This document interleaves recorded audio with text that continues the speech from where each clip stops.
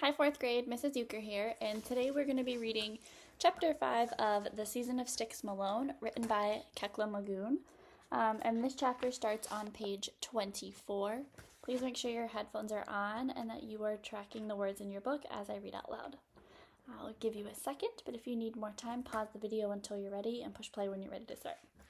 Chapter 5, Anything Man. Of course we had to keep Susie, Bobby Jean told Styx Malone. Once he laid eyes on our spoils, we had to explain everything. But we've got the fireworks still. And now we have to get rid of them before anyone finds out, or Corey hunts us down, I added. Bobby Jean glanced over his shoulder, like Corey had followed us. Styx raised an eyebrow. The kid who wanted to snuggle your baby sister, that's who you're afraid of? Well, when you put it like that, sheesh. You don't understand, Bobby Jean said. Corey Cormier is not someone you want to mess with.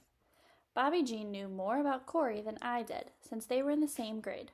Bottom line, Corey was exactly the kind of boy you'd expect to be caught auctioning off a massive bag of probably stolen fireworks.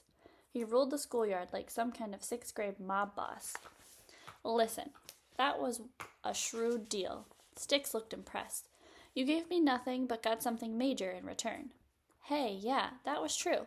My chest and cheeks were warmed beneath the glow of Styx's favor. Gave up nothing except an hour a day on chores, Bobby Jean grumbled. I have to do chores around the house anyway, Styx said. Don't you? Well, yeah, Bobby Jean said, but not every day like this. And not with Corey Cormier. I tapped my wrist as if I was wearing a watch. Speaking of which, we have to get back. Bobby Jean and I both stared at the bag of fireworks. We were supposed to be hiding them from Corey.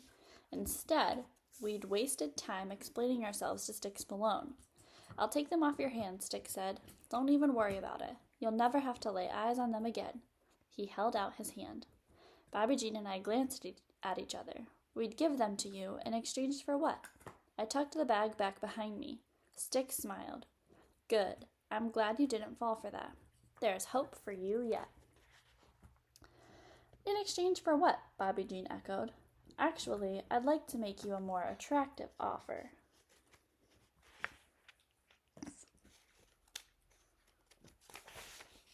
Page 26. Styx reached into his pocket and extracted 2 small cards. He handed one to me and one to Bobby Jean. The most surprising thing about it was that those ragged pants he was wearing had any pockets left that would hold anything. The cards read, Styx Malone, Anything Man. Of course, Styx had a business card. He was just that kind of cool. Bobby Jean looked downright impressed. I was too, but mostly I was noticing how the cards had no contact information on them. Let me work with you, Styx said. Work with us how? Bobby Jean asked. Sounds to me like you need a mediator. A mediator? Bobby Jean echoed. How's that new age stuff going to help us? His tone sounded exactly like his dad's when the yoga class ads came on TV. I snickered. No, a mediator, Styx repeated, enunciating the syllables like a lawyer to help the Cormier kid see the error of his ways. I can do that. He said it with such intensity that I could almost see him pounding his fist into his palm. We don't want to hurt him. My protest sounded lame. Styx shrugged. No need. I'll just help him see that the fireworks are rightfully yours. Bobby Jean and I exchanged a glance that fell somewhere between say what and heck yeah. You covered for him, Styx went on. That counts for something. You just have to parlay it into something more. Parlay? Bobby Jean said. Negotiate. Make him see the value of what you've already given. Sure, I said, although I wasn't sure at all what Styx was talking about. Then, when Cormier's out of the way, I'll show you how to get rid of that sack right away. What's that mean? Bobby Jean asked. Styx tapped his chin. We'll sell the fireworks or trade them for something. Like what? I asked. You don't have time for me to explain now, do you? Styx said. He's probably already waiting. I lifted the fireworks bag again. Yeah, we have to go. What do we do with these? Bobby Jean looked worried. He lowered his voice to a strange whisper. We can't leave them with him. Bobby Jean was not known for his subtlety. Styx, of course, heard everything. I don't expect you to trust me right off, he said.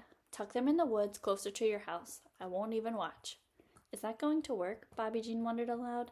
Styx's expression turned eloquent. We soon learned that meant he was about to speechify us. Look, here's the deal. You stash the sack. In an hour, I'll come to mediate your dispute with Cormier. Consider it handled. Then you'll owe me, right? So we'll sell or trade off the fireworks and share the proceeds, the stuff we get in return. I smiled to myself. Styx had finally realized that vocabulary was not among Bobby Jean's strengths. We got a deal? Styx asked. I opened my mouth ready to argue. From minute one, I was all in on Styx Malone. Wait, what's the split? Bobby Jean interjected, proving he wasn't born yesterday. Styx's shoulder popped up. 50-50, I reckon. Nah, Bobby Jean answered. 2 of us, 1 of you. That means thirds. Where he was getting this sudden smarts, I hadn't the foggiest. But I'm bringing all the expertise, Styx said. Would you rather have 2/3 of nothing and a big problem on your hands, or would you rather have 50% of a whole lot, problem-free?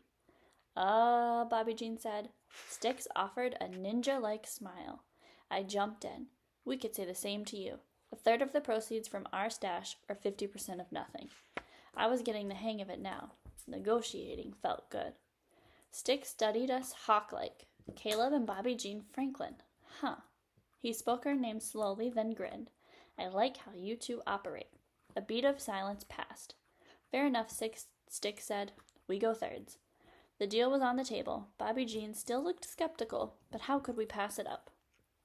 That's my offer, Styx said. Take it or leave it. We took it. The end of chapter 5. So be sure to click on the directions video for your activity on Google Classroom, and I hope you have a great day. Bye.